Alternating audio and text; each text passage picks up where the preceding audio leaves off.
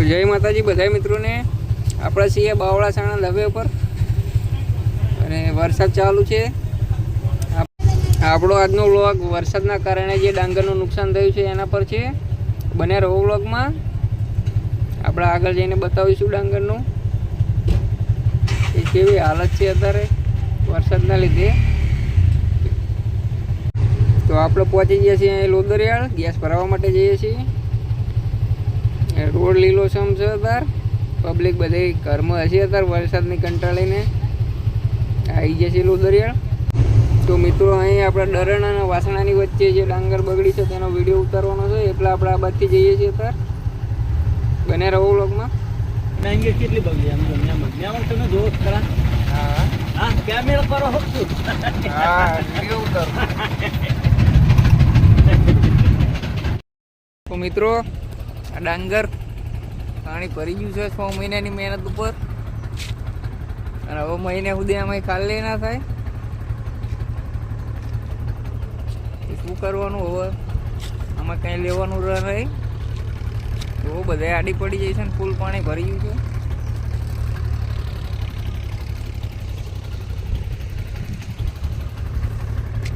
આવી હાલત છે હવે બધા.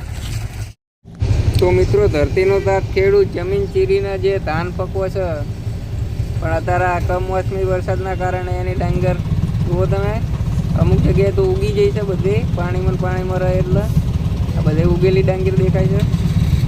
જો મિત્રો આપણા કહેતા ખૂબ જ દુઃખ થાય કે આ 6 મહિનાની મહેનત ઉપર આપણે પાણી ફરી ગયું. કહેવાય છે ને કે કર્યા ઉપર પાણી ફરી ગયું. તો આ ખેડૂતોની 6 મહિનાની મહેનત ઉપર પાણી ફરી ગયું છે.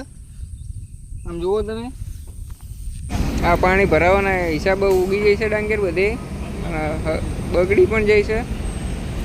ખેડૂતો માટે તો આ સોનું કહેવાય એક જાતનું, પણ હવે કશું રહ્યું નહીં મિત્રો. બધું આમાં શું કશું લેવાનું આવર નહીં. હવે કટરે ના પડે 1 મહિના સુધી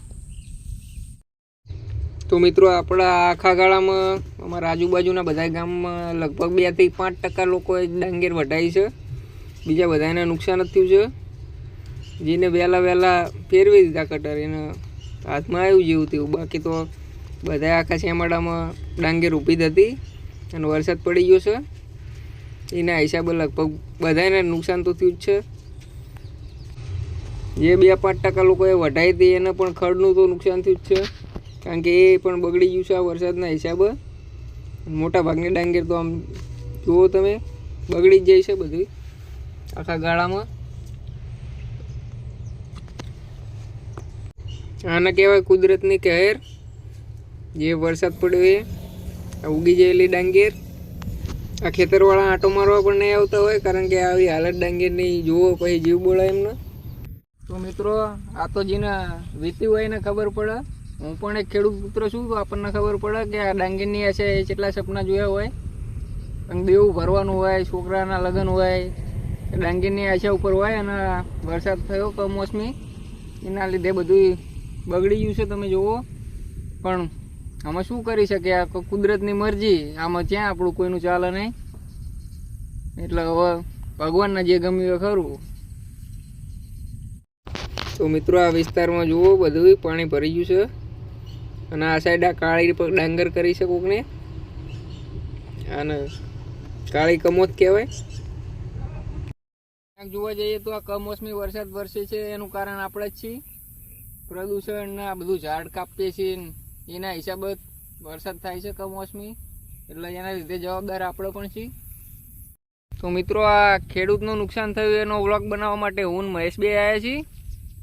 તો મહેશ બોલ કંગ. તો અમારા વ્લોગ જોવાવાળા કેટલા છે એમાં ખેડૂત કેટલા છે એ કોમેન્ટ કરો. મહેશભાઈએ કીધું કે વ્લોગ જોવો છે એમાં કેટલા ખેડૂત છે. જે ખેડૂત હોય કમેન્ટ કરજો. આ વિડીયો સારો લાગ્યો હોય તો. જય માતાજી. તો મિત્રો એમ કહેવાય કે મોઢામાં આવેલો કોળિયો લઈ લીધો હોય પાછો એવું થયું. ડાંગર ફૂલ પાકી જઈ હતી ને બધું વરસાદ પડ્યો એના હિસાબે બગડી જાય. તો મિત્રો આ તો છે ડાંગરની વાત. તમારા વિસ્તારમાં પણ અલગ અલગ કેટલાય પાક બગડ્યા છે તો આપણને ખબર નહીં. અમારા વિસ્તારમાં તો ખાલી આ ડાંગર થાય છે અને અમુક ઘઉં કરે છે. બાકી કપાસ કેટલાય પ્રકારના પાક હશે એ પણ બગડ્યા છે તમારા. પણ હવે શું કરવાનું, આ વરસાદનું કંઈ બોલું નથી રસ્તો. તો મિત્રો જુઓ આ ડાંગરની હાલત, 4 કે 5 મહિને આને જીવની જેમ કે છોકરાની જેમ સાચવીને રાખી હતી ખેડૂતોએ, પણ જુઓ અત્યારે શું હાલત થઈ છે. આમાંથી કંઈ લેવાનું રહે નહીં. હવે આ પાણી 1 મહિના સુધી ખાલી નહીં થાય. અને અમે આપણે ઘરે જઈએ છીએ. આજનો વ્લોગ અહીં પૂરો કરીએ છીએ. જય માતાજી.